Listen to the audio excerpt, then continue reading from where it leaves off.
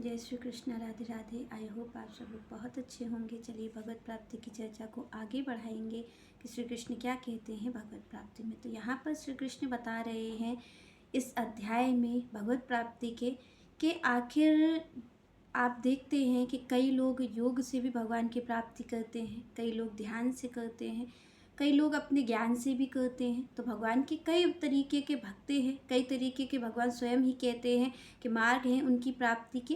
पर यहाँ पर भगवान कहते हैं कि क्यों भक्ति श्रेष्ठ है। तो यहाँ पर श्री कृष्ण बता रहे हैं कि भाई मार्ग तो और भी हैं उनकी प्राप्ति के, पर यहाँ पर श्री कृष्ण इस चीज़ को बता रहे हैं, खुद ही इस चीज़ को स्पष्ट रूप से कह रहे हैं कि जितनी भक्ति की महिमा है, जितना सरल, जितना स्पष्ट भक्ति का मार्ग है भगवान की प्राप्ति के लिए, उतना दूसरा मार्ग नहीं है। तो यहाँ पर श्री कृष्ण कई चीज़ों की चर्चा कर रहे हैं कि भाई कोई योगी जन है और भगवान ने कहा कि भाई इसका इतना नियम है कि अगर कोई योगी अंतिम समय प्राण त्याग रहा है तो उसको इस चीज़ का ध्यान रखना पड़ेगा कि उसकी मृत्यु सूर्य जब उत्तरायण में है तभी हो रही है कि नहीं, शुक्ल पक्ष में हो रही है कि नहीं। तो भगवान कहते भाई इतना तो उसको ध्यान रखना पड़ेगा, तब उसे उस परम ब्रह्म की प्राप्ति होगी। जिसकी भी वो प्राप्ति करने के लिए इस मार्ग पे चला है, उसकी प्राप्ति उसको तब होगी जब उसको अपने अंतिम क्षणों का भी ध्यान रखना पड़ेगा कि जो मेरी मृत्यु है वो किस क्षण में हो रही है, शुक्ल पक्ष में हो रही है या नहीं। यहाँ पर श्री कृष्ण दूसरी बात कहते हैं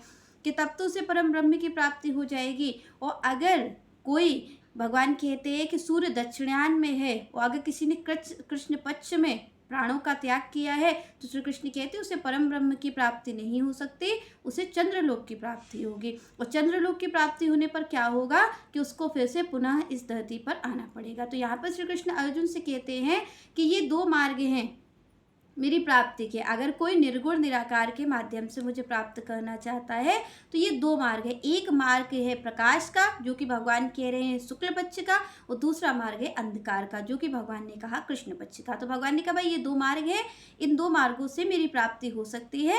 पर अगर कोई प्रकाश के मार्ग से जाता है, कोई सूर्य उत्तरायण में है तब अगर प्राणों का त्याग करता है तो उसे मेरी प्राप्ति हो जाएगी। ये स्पष्ट बात भगवान श्री कृष्ण कह रहे हैं। पर वो ये कहते हैं कि अगर कोई अंधकार के मार्ग से जाता है तो फिर उसे इस धरती पर पुनः आना पड़ेगा। तो यहाँ पर श्री कृष्ण ने अर्जुन से कहा कि ये दो मार्ग हैं, पर इसके बाद भी जो मेरी भक्ति है वो सर्वश्रेष्ठ क्यों है? क्योंकि श्री कृष्ण कहते हैं कि भाई इन दो मार्ग तो निर्गुण निराकार वालों के लिए हैं, पर जो मेरा भक्त है वो इन दो मार्गों की चिंता नहीं करता, वो इन दो मार्गों को देख करके कभी विचलित नहीं होता है। क्योंकि भगवान कहते हैं कि जो मेरा भक्त है वो तो समर्पित मुझे हो चुका है, उसने तो पूर्ण समर्पण मुझे कर दिया है। तो अब उसका जीवन का जो भी है, पूरा जीवन ही, आप देखेंगे जो भक्त होते हैं वो किसी भी चीज़ का भार अपने सिर पे नहीं लेते, क्योंकि जो ज्ञानी होता है वो ज्ञान से अपनी रक्षा करता है, भगवान की प्राप्ति ज्ञान के माध्यम से करता है, उसको अपना अहंकार होता है। क्योंकि आप देखेंगे जो ज्ञानी ध्यानी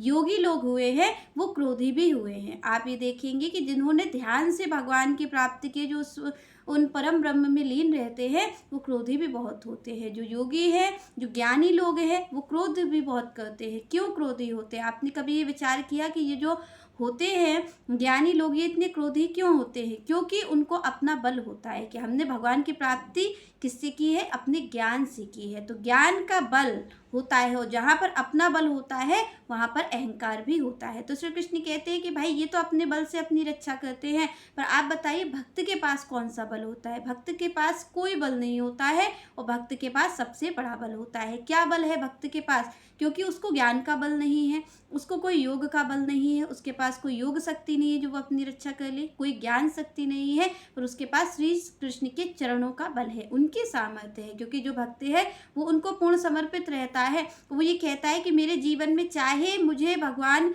नरक की प्राप्ति दे या स्वर्ग की प्राप्ति दे, वो सब कुछ श्री कृष्ण के ऊपर छोड़ देता है कि भाई मैं तो पूरा पूरा इनको अर्पित हूँ, अब ये जो चाहे वो मुझसे करवा सकते हैं, क्योंकि मैंने अपना समर्पण इनके चरणों में कर दिया है। तो जब भगवान को कोई पूर्ण समर्पित हो जाता है तो श्री कृष्ण गीता में ही कहते हैं कि जब कोई उनको पूर्ण समर्पित हो जाता है, उनके चरणों में अपना पूर्ण समर्पण कर देता है, तो भगवान कहते हैं मैं उसका योगक्षेम सारा हर लेता हूँ, फिर मैं उसके पाप पुण्य को सारा हर लेता हूँ, फिर उसको पाप पुण्य से ऊपर उठा देता हूँ। क्योंकि जो भगवान का भक्त है वो इन पाप पुण्यों के चक्कर में नहीं पड़ता है कि मुझसे पुण्य हो गया है तो अब मुझे भगवान की प्राप्ति होगी, मुझसे पाप हो गया तो मुझसे भगवान की प्राप्ति नहीं होगी। क्योंकि उसका तो सब कुछ पुण्य पाप केवल और केवल श्री कृष्ण के लिए। वो ये कहता है मेरा पूरा जीवन ही श्री कृष्ण का है, अब चाहे तो वो मुझे मार दे और चाहे तो वो मुझे तार दे। तो यहाँ पर भक्त के पास अपना कोई बल नहीं है, वो तो भगवान को अर्पित है। इसलिए श्री कृष्ण भक्त का पक्षपात करते हुए नजर आते हैं। तो भगवान कह रहे भाई भक्ति इन मार्गों से विचलित नहीं होता। इसीलिए भगवान कह रहे अर्जुन से कि तुम मेरी भक्ति में स्थिर रहो। तुमको मैं ये बता रहा हूँ कि ये दो मार्ग हैं, पर यहाँ पर भगवान अर्जुन से कह रहे हैं कि मेरी भक्ति में स्थिर रहो, क्योंकि मेरे भक्त को इन चीज़ों की चिंता नहीं करनी पड़ती। भगवान कहते हैं कि जो मेरी भक्ति में रहते हैं, जो हरे कृष्ण मंत्र का जाप करता रहता है निरंतर, जिसने पूर्ण समर्पण मुझे कर दिया है, तो श्री कृष्ण कहते चाहे वो कृष्ण पक्ष में अपने प्राणों का त्याग करे या शुक्ल पक्ष में, उसे मेरी ही प्राप्ति होगी। क्यों होगी? क्योंकि ये भक्ति की महिमा है। क्योंकि भक्ति भगवान स्वयं कहते हैं कि मार्ग सारे मुझ तक ही जाते हैं, पर उसके बाद भी भक्ति जो है वो सर्वश्रेष्ठ है। क्योंकि भक्ति से ही भगवान वश में होते हैं। क्योंकि योगी को अगर अहंकार आता है, योगी को अगर क्रोध आता है, तो भी कहीं ना कहीं उसके में बाधा पड़ जाएगी और वो भगवान की प्राप्ति नहीं कर सकता।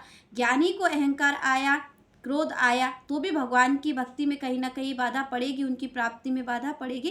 पर आप देखेंगे भक्तों को कभी क्रोध नहीं आता, भक्त कभी भी क्रोध करते नजर नहीं आते। क्योंकि क्रोध कहाँ पर होगा? जहाँ पर अपना अभिमान होगा, और जहाँ अभिमान होगा वहाँ कृष्ण नहीं हो सकती। क्योंकि भगवान जो कृष्ण है वो हमेशा कृतज्ञता में रहते हैं। जो भक्त उनका कृतज्ञ है, जो उनके चरणों में झुका हुआ है, जो साधु संतों के चरणों में झुका हुआ है, जिसको झुकना आता है, जिसको धन्यवाद करना आता है, उसके लिए श्री कृष्ण हैं। तो श्री कृष्ण कहते हैं भाई जहाँ पर अभिमान है वहाँ पर मेरी प्राप्ति नहीं हो सकती। और ज्ञानी को भी ज्ञान का अभिमान होगा। आप और हम छोटी से छोटी कोई भी क्रिया करते हैं तो हमें ये अभिमान होता है कि ये मैंने किया है। आप अपने परिवार में कोई कार्य करते हैं तो इस चीज़ का अभिमान बना रहता है कि ये कार्य मैंने किया है, पर इस चीज़ को भक्त में नहीं होता। भक्त कहता है कि जो भी किया है वो श्री कृष्ण करने वाले हैं और श्री कृष्ण को ही मेरा जीवन समर्पित है। आगे श्री कृष्ण कहते हैं वेदेषु यज्ञेषु तपेषु चैव दानेषु यत् पुण्यफलं प्रतिष्ठम् अतयेति तत् सर्वविधं विदित्वा योगी परम स्थान पुनेति चागहम्। यहाँ पर भगवान ने बोला कि भाई यहाँ पर भक्ति की महिमा और श्री कृष्ण बता रहे हैं अर्जुन को कि आखिर भक्ति का फल केवल इतना नहीं है कि अंतिम क्षणों के लिए ही हो, कि आपकी जो अंतिम गति है, भगवान कह रहे कि वही केवल भक्ति में स्पष्ट भगवान जो कह रहे हैं कि भाई भक्ति की महिमा ज़्यादा है। तो यहाँ पर श्री कृष्ण और बता रहे हैं भक्ति की महिमा कि जो ज्ञानी ध्यानी से विशेष रूप से आप देख रहे हैं कि भगवान ने कहा भाई योगी के लिए तो एक नियम है, ध्यानी ज्ञानी के लिए तो एक नियम है, पर भक्त के लिए कोई नियम नहीं है। भगवान ने कहा भाई वो किसी भी क्षण में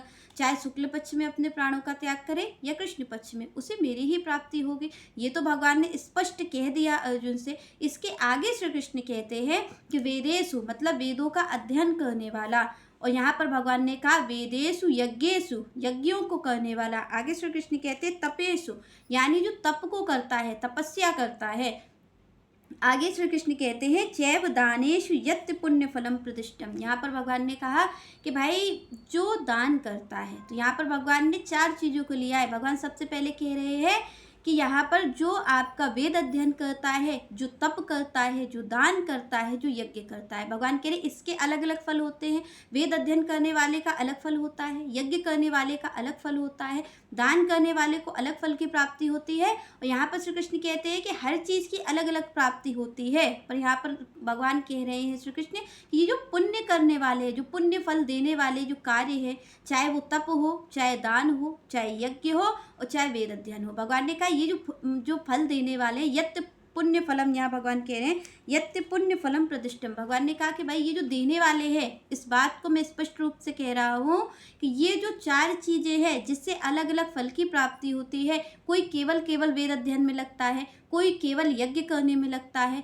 कोई दान ही करने में लगता है, और कोई यहाँ पर भगवान कह रहे हैं कि उनका भजन, यहाँ पर कहते हैं भगवान के तप करने में लगता है, जो तपस्या करने में लगता है। तो यहाँ श्री कृष्ण ने कहा कि ये जो अलग अलग चीज़ें हैं इन सब का जो फल है वो मेरे भक्त को वैसे ही प्राप्त हो जाता है, वो मेरी भक्ति के द्वारा ही उसे प्राप्त हो जाता है। श्री कृष्ण कहते हैं मेरे भक्त को इतने सारे कार्यों की जरूरत नहीं रहती, वो केवल मेरी भक्ति के आधार पर ये जो 4 चीजें हैं आपकी, यज्ञ है, दान है, तप है, वेद अध्ययन है, श्री कृष्ण कहते हैं कि भाई इन सब का जो फल है वो मेरे भक्त को प्राप्त हो जाता है। ये सारे फल उसको प्राप्त हो जाते हैं किसके द्वारा? मेरी भक्ति के द्वारा। मेरी केवल भक्ति करने से जो कृष्ण भावना भावित है, जो भगवान के चरणों में ही रहते हैं, जो उनकी सेवा में दिन रात रत रहता है, जो उनकी सेवा के ही लिए, उनके सुख के लिए कार्य करता है, श्री कृष्ण कहते हैं उसे किसी अलग चीज की जरूरत नहीं पड़ती, उसे कोई वेद अध्ययन की जरूरत नहीं पड़ती है, कोई उसे दान की अलग से जरूरत नहीं पड़ती, कोई यज्ञ की जरूरत नहीं पड़ती उसे। भगवान कहते उसे केवल और केवल मेरी भक्ति के द्वारा ही ये सारे पुण्य फल उसको प्राप्त हो जाते हैं, स्वतः ही उसको प्राप्त हो जाते हैं। आगे श्री कृष्ण कहते अतएत तत् सर्वविदं विदित्वा योगी परम स्थान पुमेत चागहम। यहाँ पर भगवान ने कहा कि जो योगियों को अलग से करना पड़ता है वो मेरे भक्त को स्वतः ही प्राप्त हो जाते हैं। किसके द्वारा प्राप्त होते हैं? भगवान की भक्ति के द्वारा। श्री कृष्ण कहते हैं मेरी भक्ति के द्वारा उसे ये सारे फल प्राप्त हो जाते हैं। क्योंकि आप पहले देखते होंगे, पहले के जो थे वो कहा जाता था कि पहले जो गुरुकुल में लोग जाते थे, गुरु से अध्ययन करते थे। भगवान ने यहाँ पहली बात कही वेद अध्ययन की, तो जो वेद अध्ययन होता था वो किसी योग्य गुरु के पास जा करके होता था। वहाँ पर वेद अध्ययन करते थे जो शिष्य थे, 20 सालों तक वेद अध्ययन करना होता था, तब वो उनको शिक्षा देते थे। यहाँ पर एक नियम भी था गुरुओं का कि भाई कोई दास की भांति जाएगा और 4-5 घरों में भिक्षा मांगेगा और भिक्षा मांग करके अपने गुरु के पास लाएगा, तब गुरु भोजन करेंगे। और यहाँ पर इतना भी भगवान बताते हैं साधु संत नियम कि क्या होता था कि जब वो करते थे तो अगर वो भोजन करते थे तो अगर मान लो किसी दिन गुरु की आज्ञा का इतना पालन किया जाता था कि अगर गुरु किसी दिन भूल जाते हैं शिष्य को भोजन देना तो शिष्य अपने आप भोजन नहीं कर सकता। तो यहाँ पर वेद अध्ययन का इतना नियम था कि आप जा कर के जा रहे हो किसी योग्य गुरु के पास, तो वो योग्य गुरु जो होगा वो आपको वेद अध्ययन करवाएगा और आप उसके लिए क्या करोगे? भिक्षा मांग करके उसके लिए लाओगे। तो इस तरीके से नियम था। तो भगवान कहते भाई वेद अध्ययन तो जरूरी था, पर जो मेरा भक्त है वो केवल मेरी भक्ति के कारण ही सारी चीज़ों को प्राप्त कर लेता है। और भगवान की भक्ति कहाँ से शुरू होती? आप और हम विचार करें तो श्री कृष्ण की जो भक्ति है, जिस भक्ति की इतनी महिमा श्री कृष्ण बता रहे हैं कि वो योगियों से भी ऊपर है, वो दान और जो तपस्या है, दान है, यज्ञ है, जो इतने पुण्य फल देने वाली चीज़ें हैं, वेद अध्ययन है, भगवान कह रहे इससे भी ऊपर मेरी भक्ति है। तो क्यों कहा भगवान ने? ये भक्ति कैसे प्राप्त होती है? तो ये भक्ति किससे प्राप्त होगी? ये भक्ति 2 ही लोगों से प्राप्त हो सकती है। एक तो स्वयं आपके संत हैं, गुरु हैं आपके, वो आपको प्राप्त करवाएंगे श्री कृष्ण की भक्ति, या फिर भगवान के भक्त। यहाँ पर 2 ही आपको प्राप्त भगवान की भक्ति करा सकते हैं। या तो ये संतों की सामर्थ्य है कि ये जो संत है सत्संग करते हैं, क्योंकि यहाँ पर स्वयं भगवान कहते हैं प्रथम भगति संतन कर संगा दूसरी रतिमम कथा प्रसंगा। तो पहली चीज़ तो यही है कि ये जो संत जन है, जो भगवान की कथा है, यही भक्ति का उदय करती है। आप भगवान की जब चर्चा सुनते हो तब आप में भगवान को प्राप्त करने की होती है कि मैं भी इन्हें प्राप्त करूं। कोई इतना अच्छा है, कोई इतना प्यारा भी है, कोई हमें प्यार करने वाला भी है। जब हमें ये पता चलती है कि कोई निस्वार्थ भाव से भी हमें कोई प्रेम करने वाला है, क्योंकि आप और हम संसार में देखते हैं कि सारे स्वार्थ से ही प्रेम हो रहा है। तो जब हमें ये खबर पड़ती है कि कोई ऐसा भी है जो निस्वार्थ भाव से भी हमें प्रेम करता है, तब हम उससे प्रेम की ओर, हम श्री कृष्ण की ओर बढ़ते हैं। क्योंकि निस्वार्थ भाव से प्रेम करने वाले एकमात्र श्री कृष्ण ही हैं, वही जीव को प्रेम करते हैं। तो जब जीव को ये पता चलता है कथा के द्वारा, संतों के द्वारा, सत्संग के द्वारा कि कोई ऐसा है संसार में जो हमसे प्रेम कर सकता है, तब हम भगवान की ओर आगे बढ़ते हैं। तो जब हम उनकी लीलाओं को सुनते हैं तब हम उनकी ओर आगे बढ़ते हैं। दूसरे हैं भक्त। अगर आपके पास किसी भक्त की संगति है, अगर कोई भक्त है आपके पास, क्योंकि यहाँ पर सभी ने कहा है कि भाई संगति का बहुत असर पड़ता है। अगर किसी साधु की संगति आप करते हैं तो आप साधु बन जाएंगे, और किसी दुष्ट व्यक्ति की संगति अगर आप और हम करेंगे तो हम वैसे ही आचरणों को ले आएंगे। तो दूसरी चीज़ है भक्त।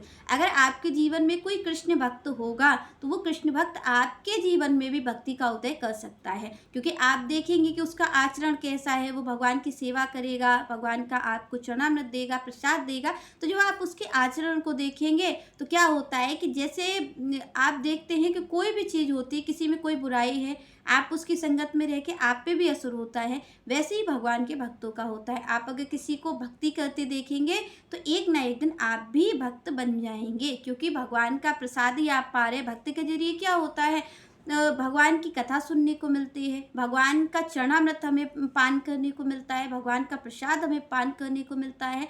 तो जब ये सब चीज़ें हमारे जीवन में होंगी तब हमारे जीवन में श्री कृष्ण की भक्ति का उदय होगा, तब ये चीज़ हो सकती है। तो केवल आपको और हमें ध्यान रखना है कि हमारे जीवन में या तो कोई संत के द्वारा हम भगवत गीता सुने, भगवान की जो भगवत गीता है, जो भगवान की कथाएं हैं, या तो हम किसी संत द्वारा सुने या फिर हम किसी कृष्ण भक्त द्वारा सुने, क्योंकि जब हम उनके द्वारा इन कथाओं को सुनते हैं तभी हमें भगवान की भक्ति प्राप्त हो सकती है। चलिए नेक्स्ट चर्चा हम नेक्स्ट वीडियो में करेंगे।